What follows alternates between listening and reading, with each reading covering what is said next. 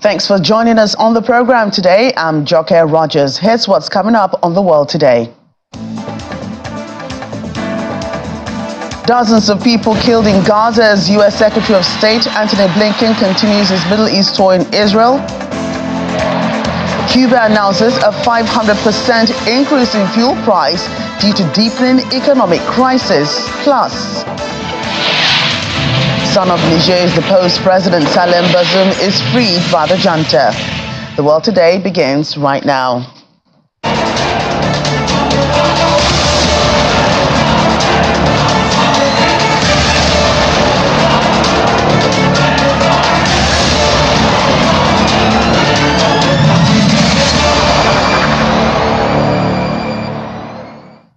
Thanks for joining us once again. U.S. Secretary of State Antony Blinken is in Israel as we speak, but while there were reports Israeli airstrikes have killed dozens of people in Gaza. The Hamas-run health ministry says 126 people have been killed there in the last 24 hours, while 57 deaths have been reported in one central Gaza hospital alone. Deaths have also been reported in the north of the Gaza Strip as Israel says it targeted Hamas sites across Gaza from air and sea in the past 24 hours.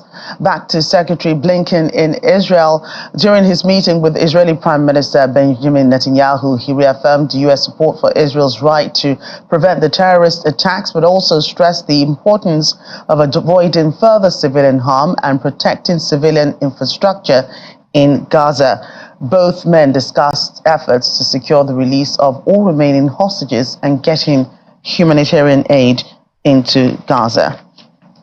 Good morning, ladies and gentlemen. Good morning, Secretary Blinken. Well, more on U.S. Secretary of State Antony Blinken's visit to the Middle East, and before his trip to Israel, Mr. Blinken met with UAE President Sheikh Mohammed bin Zayed Al Nahyan. He underscored the importance of urgently addressing humanitarian needs in Gaza and thanked the UAE for its extensive contributions to deliver humanitarian assistance for civilians. The U.S. Secretary of State emphasized the importance of preventing further spread of the conflict and stressed continued commitment, a U.S. commitment to securing lasting regional peace that ensures Israel's security and advances the establishment of an independent Palestinian state. Their discussions also delved into the conflict in Sudan and preventing further widespread civilian harm.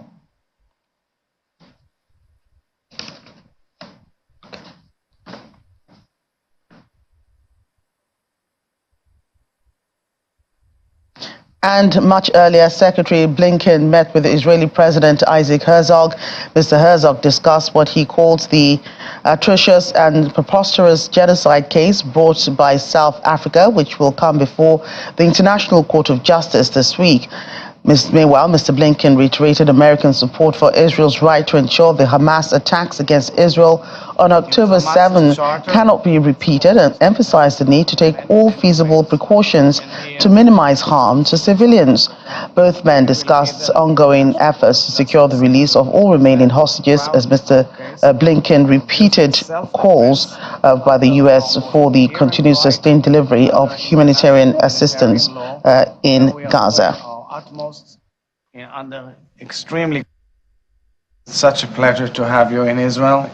This is your fourth trip already in this Gaza war, and we are very grateful to you for your support and for your steadfast commitment to Israel's safety and to making sure that Israel wins this war.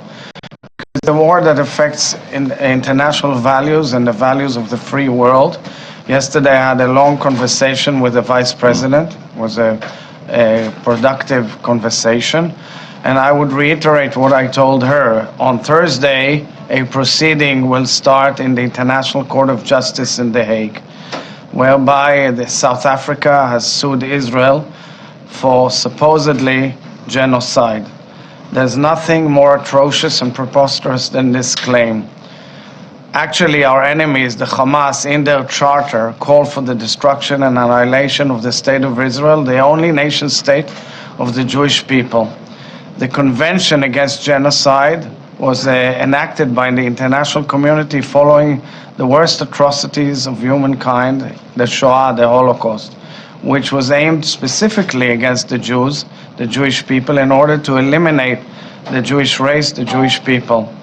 In Hamas's charter, it's almost identical in many, many ways.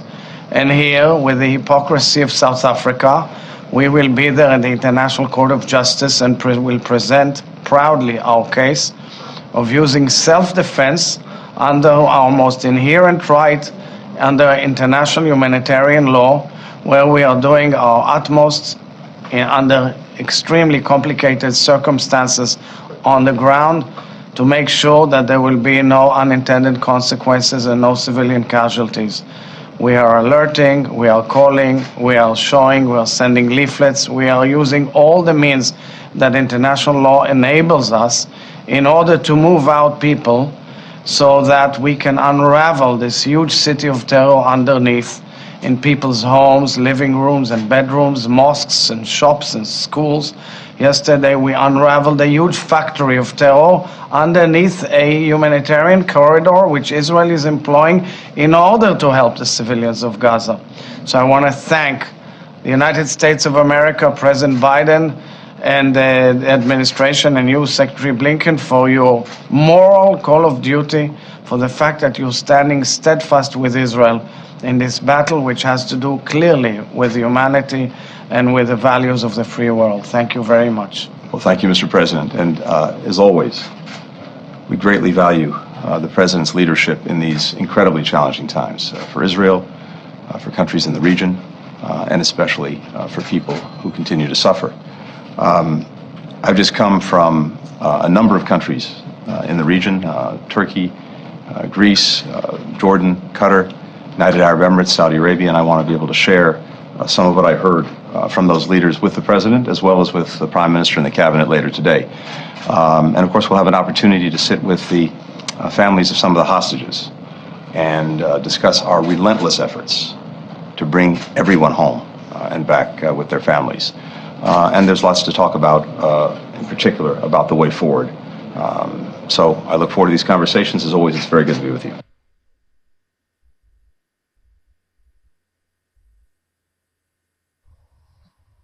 In the meantime, Palestinian President Mahmoud Abbas has been engaged in bilateral talks of his own.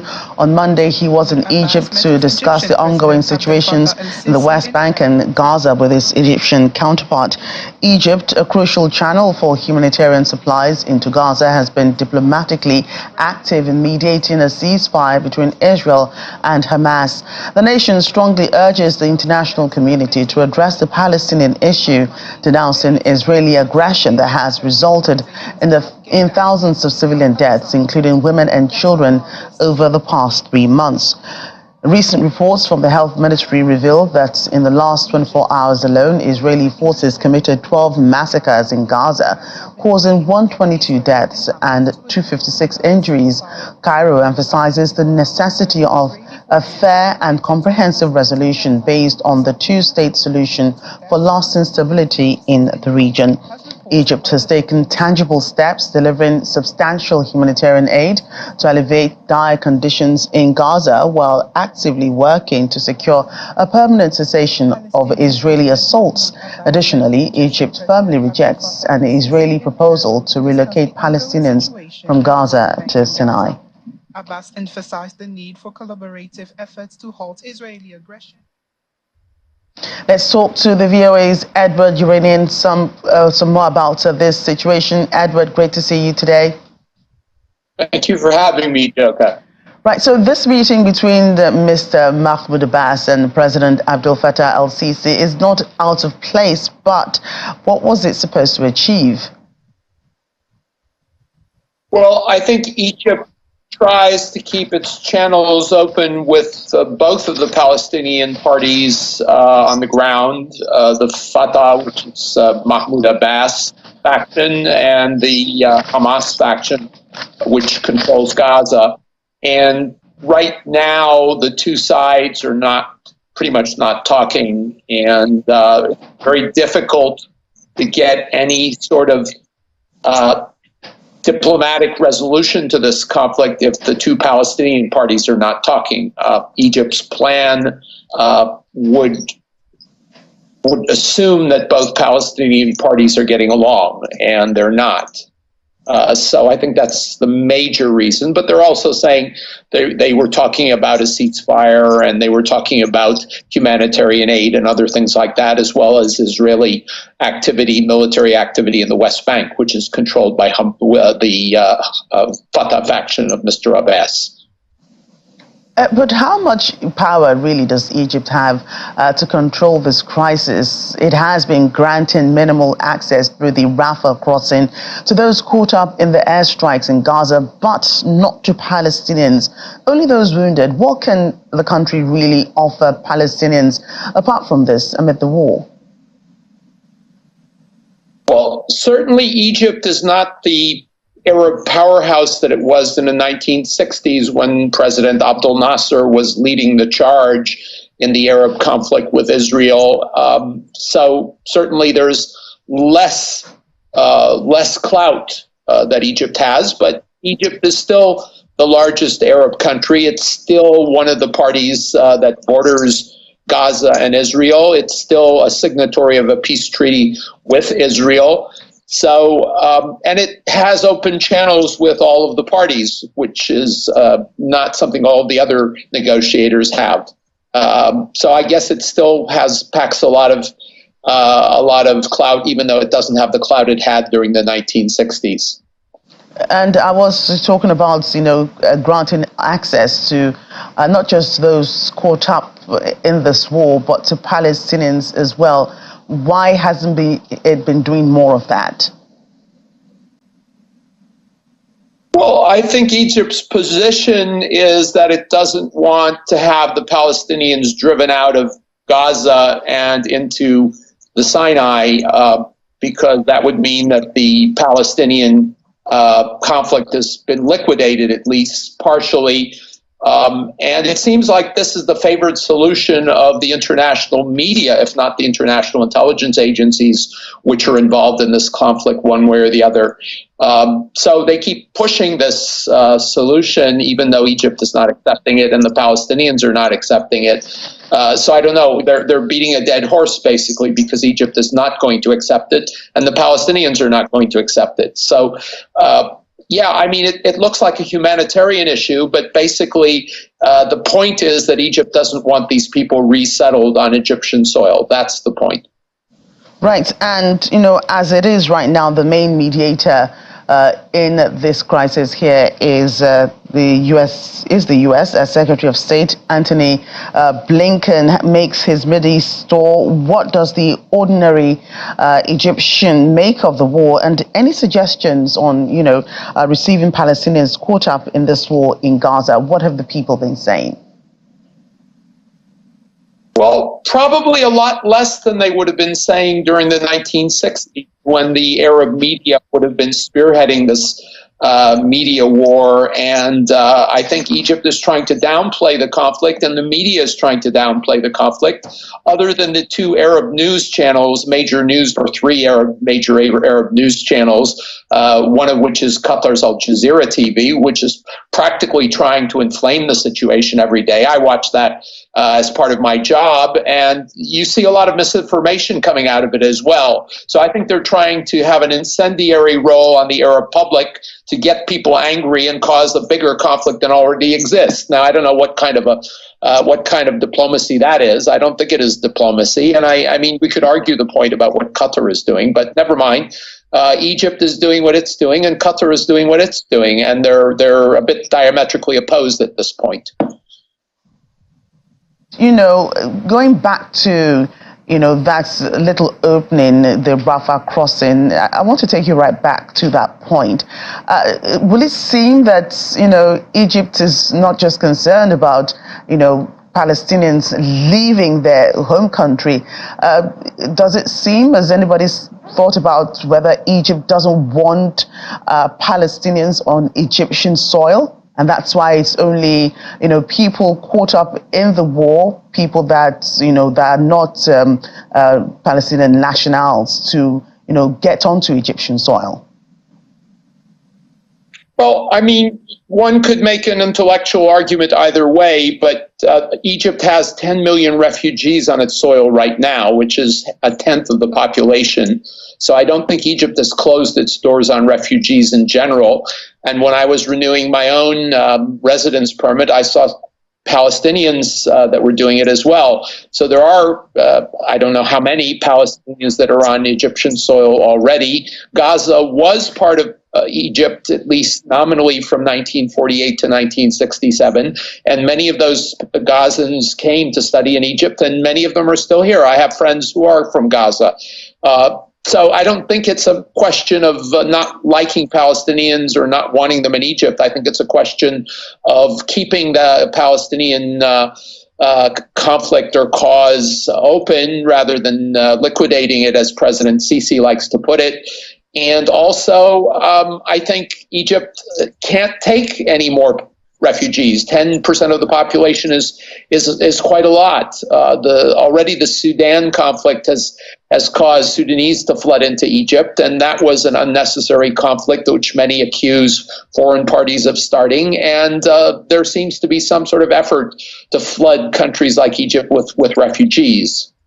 Right, and speaking of that, how is Egypt dealing with that, will I call it, intense refugee situation which you've just described?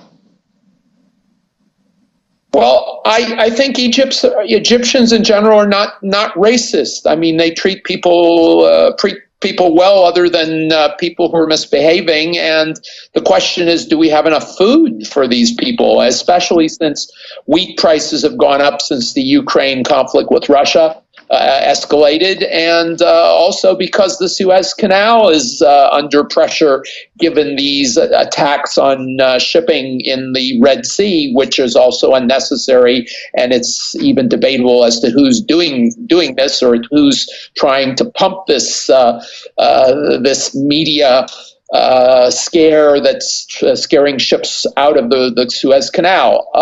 So a lot of things are going on. It's not clear what's going on, and some of the versions that one hears in the media aren't necessarily true.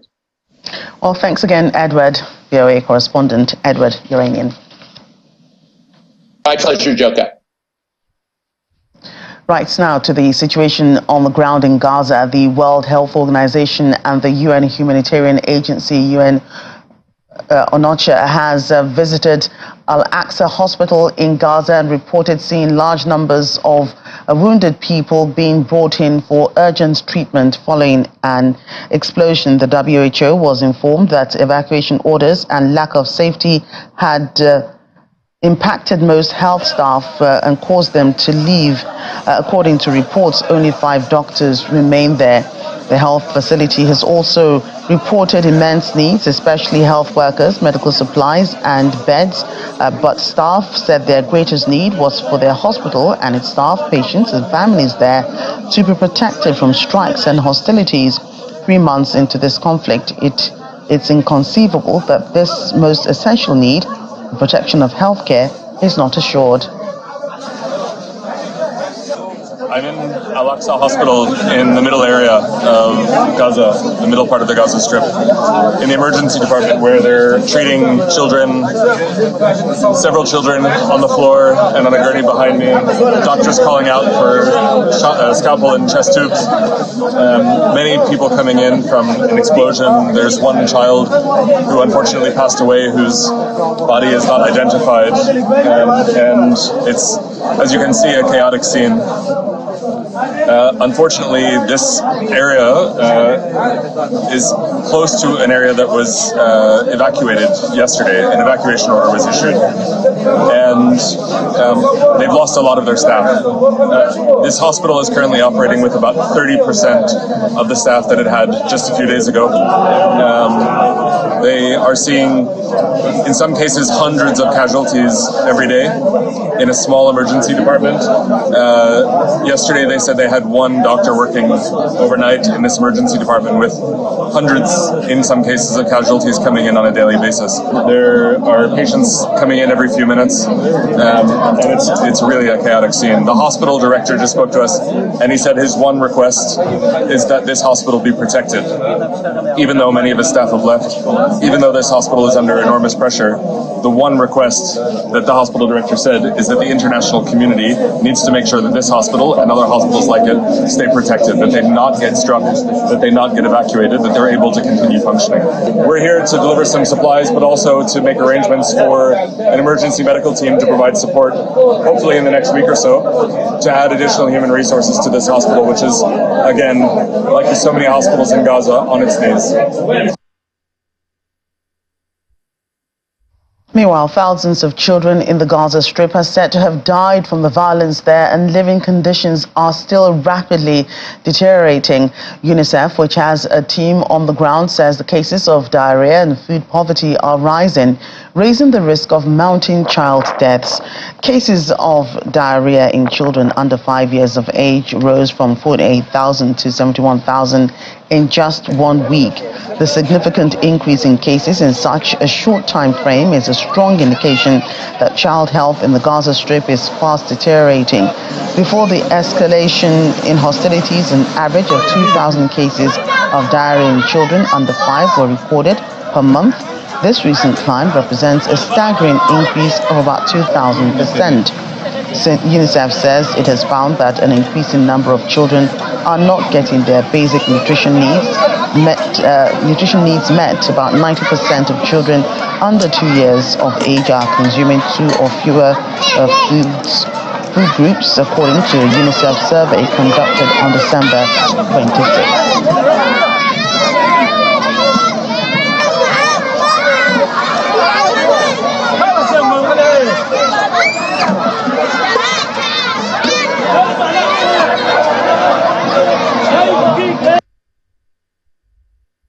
We are here receiving 600,000 doses of routine vaccination.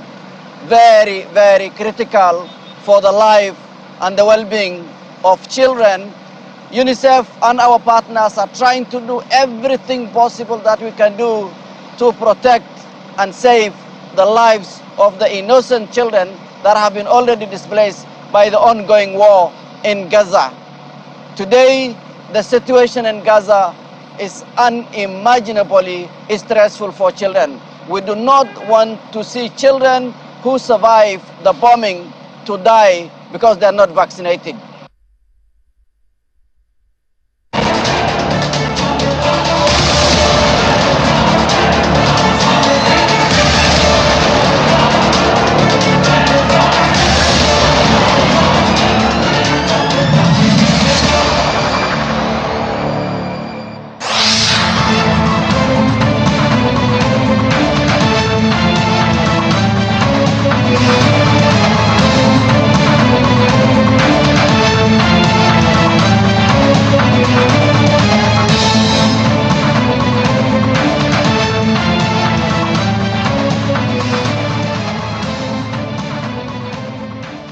We're stepping into the Ukraine war now as we welcome you back to the world today. German Chancellor Olaf Scholz wants the rest of Europe to step up support for the country as the war gradually enters its second year.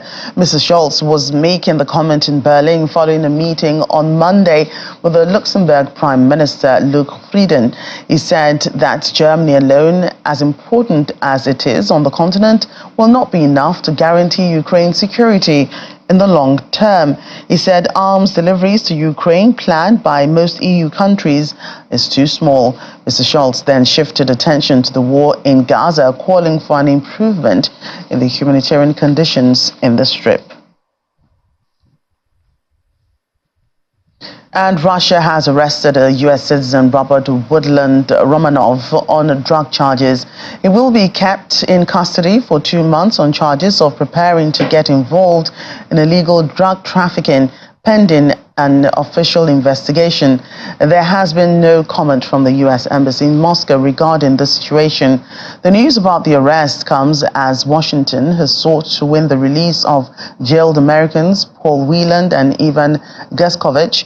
The U.S. State Department said last month that it had put multiple offers on the table, but they had been rejected by the Russian government. Mr. Gaskovich, a Wall Street Journal reporter, was detained in March while on a reporting trip to the Russian city of Yekaterinburg. That's about 2,000 kilometers east of Moscow.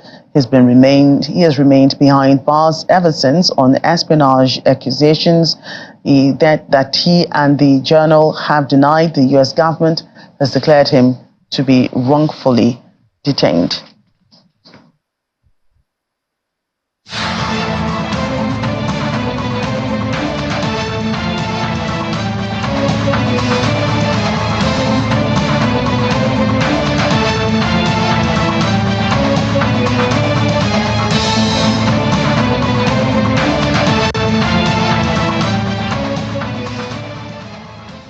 And back in the United States, the state of Texas was left in shock after an explosion ripped through a hotel building, leaving at least 21 people injured. One of the victims is said to be in critical condition, while 4 other people sustained serious injuries. Spokesperson for the Fort Worth Fire Department, Craig Trajafetch, says the first call to a fire at the Sandman Signature Fort Worth Downtown Hotel was received at around 3:32 a.m. local time. There were multiple calls about an explosion after. Investigators are now working with federal investigators to determine the cause of the blast.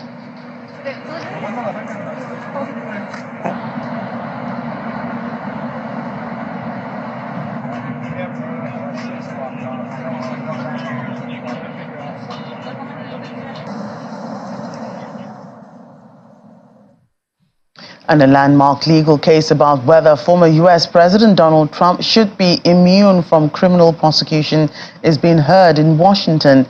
The D.C. Circuit Court of Appeals panel is considering Mr. Trump's claims that presidential immunity shields him from charges of 2020 election fraud. The special counsel Jack Smith has charged Mr. Trump with conspiring to overturn the 2020 election and committing fraud to stay in office. While Mr. Trump is not obliged to attend the hearing, he has made a point of leaving the campaign trail in Iowa to appear in court. Mr. Trump says he was carrying out his official duties as president on January 6th and in the weeks leading up to it, and he cannot be criminally charged.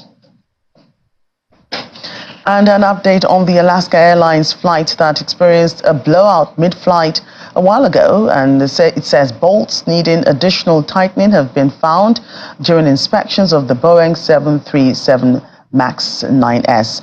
United Airlines said installation issues relating to door plugs would be remedied before the aircraft site would return to service. Inspections began after a section of the fuselage fell from an Alaska Airlines 737 MAX 9 on Friday. Alaska Airlines says it has since found some loose hardware on some MAX 9S. The Federal Aviation Administration, which regulates air travel in the U.S., has grounded 171 planes of the same type.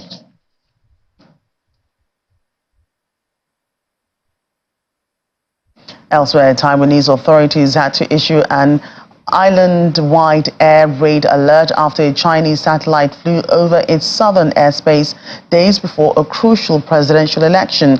Mobile phone users across the self-ruled island received a message warning them to be aware of your safety.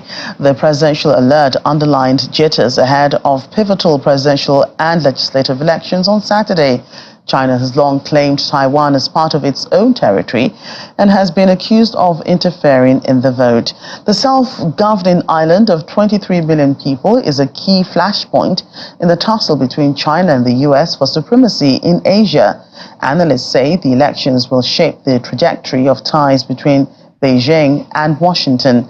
The satellite was launched off the Xichang Satellite Launch Center in China's Sichuan province at about 15:03 local time Taiwan's defense ministry made this confirmation at about the same time as the alerts. China's CCTV announced that a satellite named Einstein probe had been launched with complete success. And economic hardship bites harder in Cuba as the government announced a 500% increase in fuel prices as it struggles with shortages amid a deepening economic crisis. From February, the price of a litre of petrol would rise from 25 pesos to 132 pesos. The government, which subsidizes many goods, hopes that this will help to reduce the deficit. It's the latest measure making life more difficult for cash-strapped Cubans.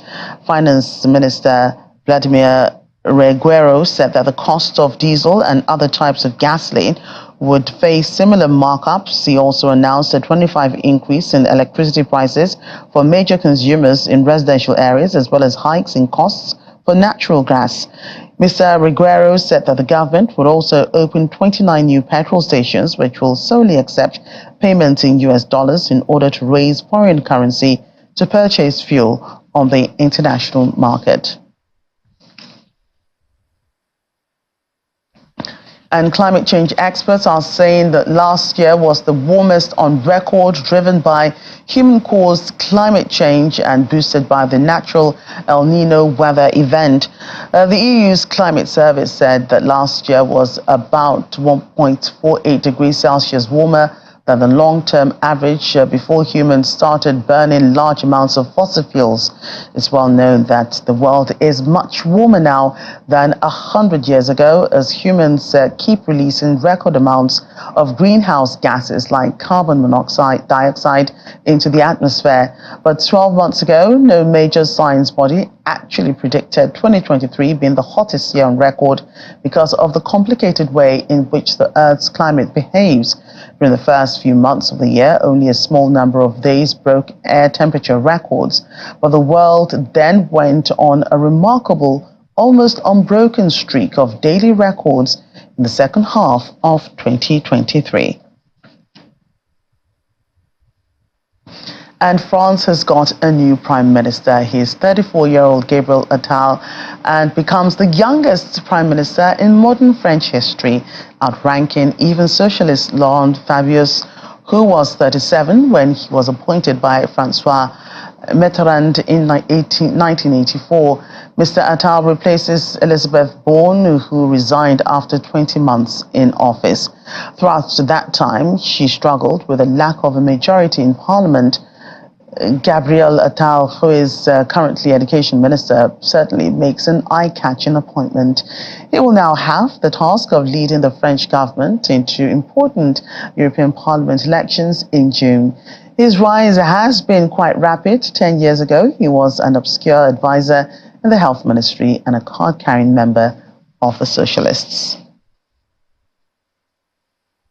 Ecuador's security forces are trying to re-establish order in at least 6 jails where riots broke out on Monday. Inmates have reportedly taken a number of prison guards hostage and have threatened to kill them if soldiers are deployed to regain control of the prison cells. 4 police officers were also kidnapped after President Daniel Noboa declared a state of emergency. The unrest was sparked by the escape of the notorious gang boss known as Fito. Officials said Fito, whose real name is Adolfo Macias Villamar, was not in his cell on Sunday morning when police arrived to move him to a different jail within the same compound.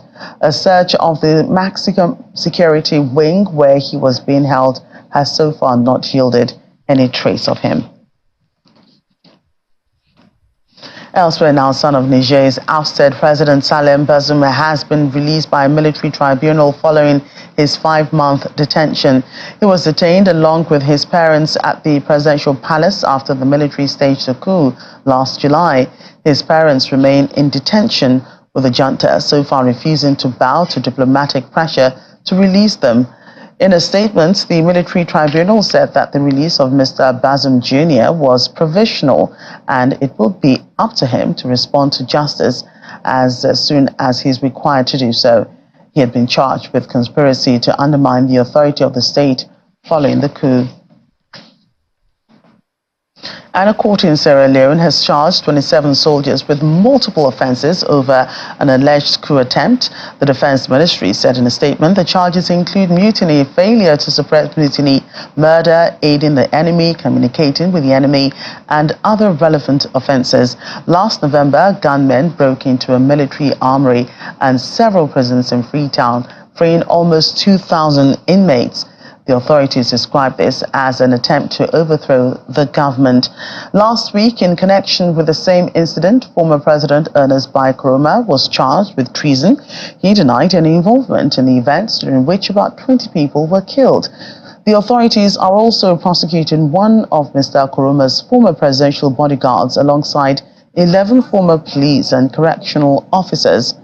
They have been accused of treason, concealing treason, and harboring, aiding, and abetting the enemy.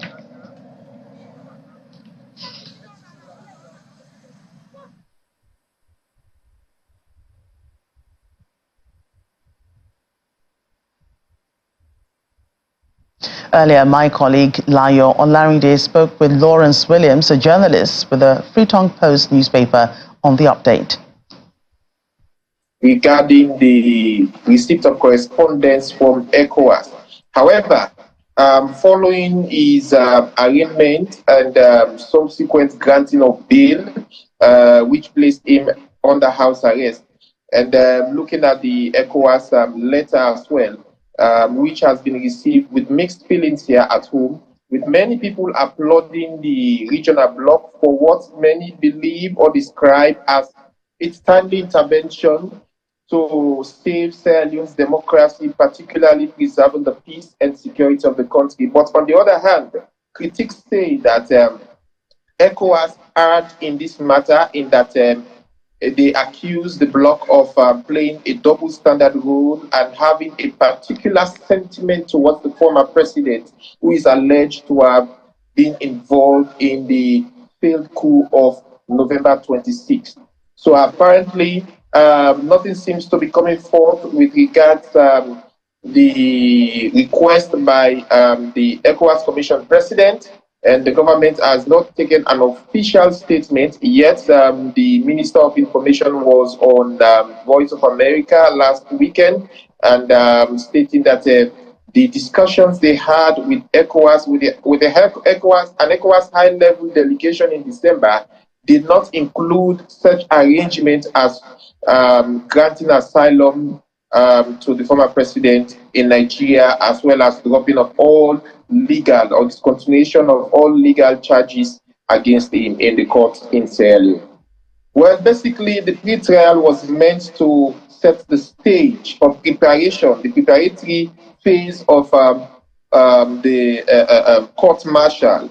And the judge advocate, Magistrate Magegba, of course, sworn in the board members who happen to be military personnel with some legal background. And the accused persons, the military personnel accused of mutiny, murder, and other offenses were arraigned in court. And in fact, one of the accused persons was apparently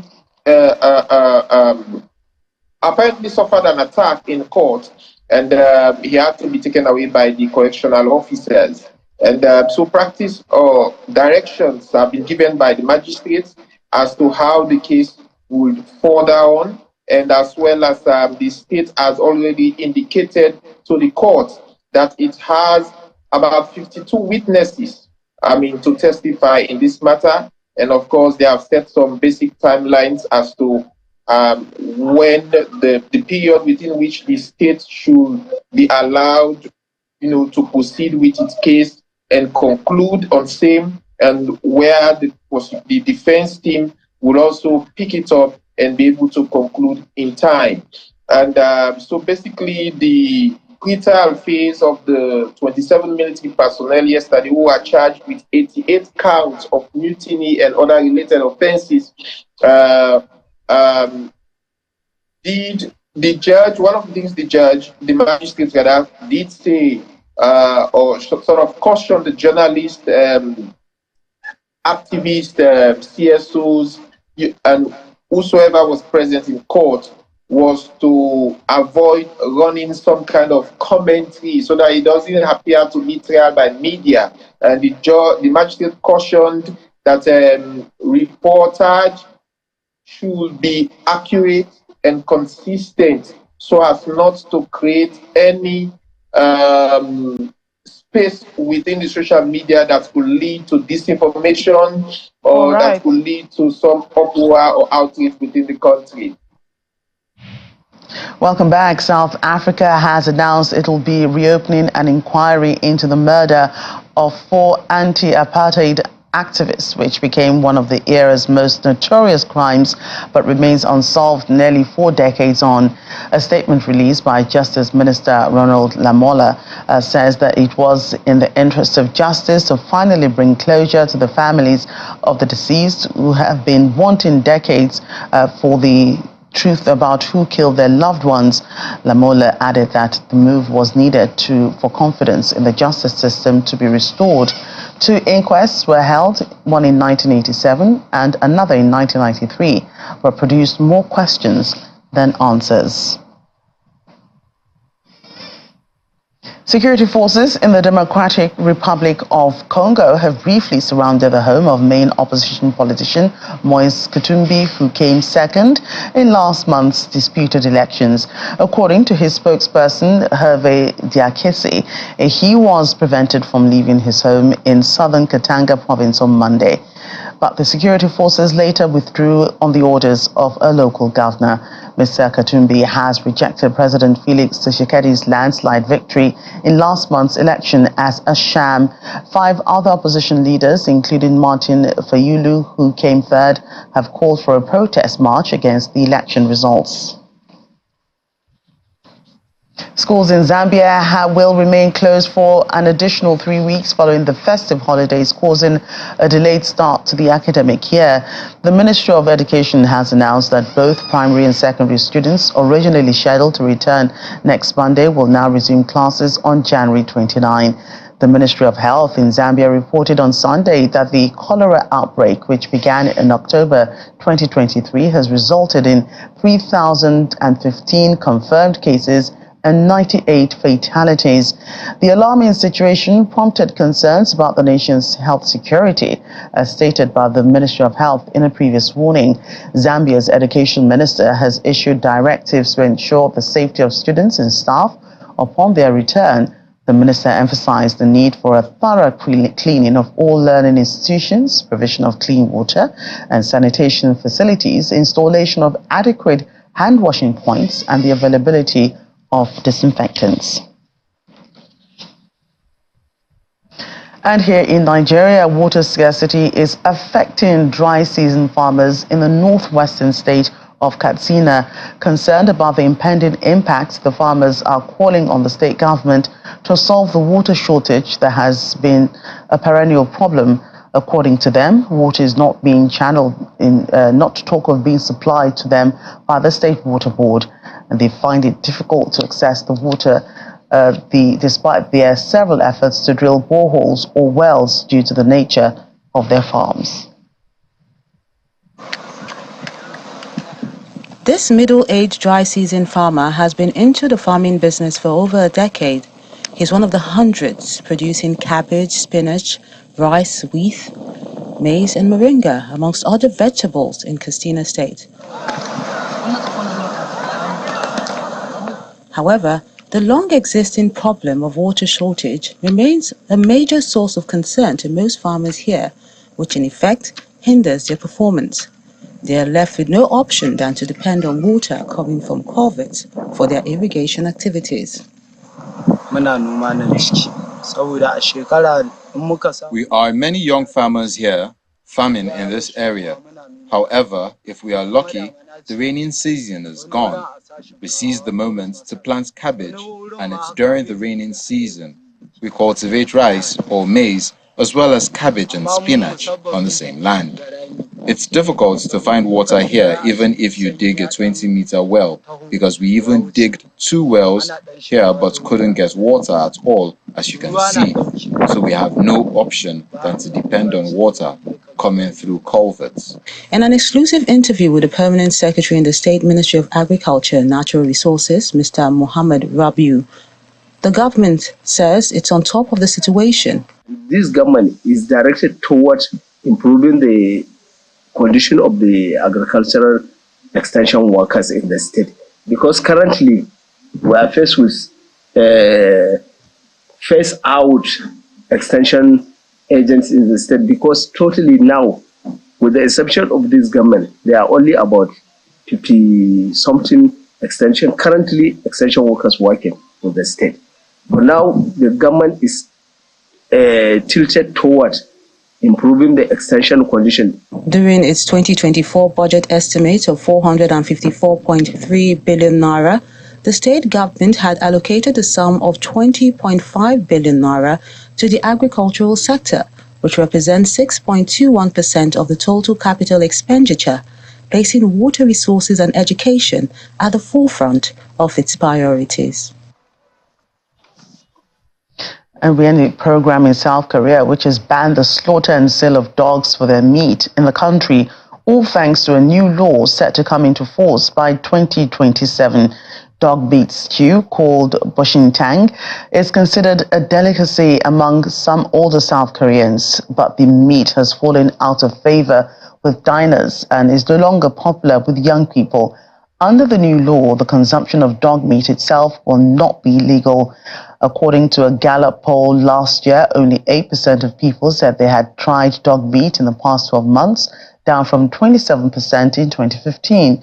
Fewer than a fifth of those polled said that they supported the consumption of the meat. The new law focuses on the dog meat trade. Those convicted of butchering dogs face up to 3 years in prison, while people found guilty of raising dogs for meat or selling dog meat could serve a maximum of 2 years. Well, that's our program today. Thank you for watching. I'm Joke Rogers.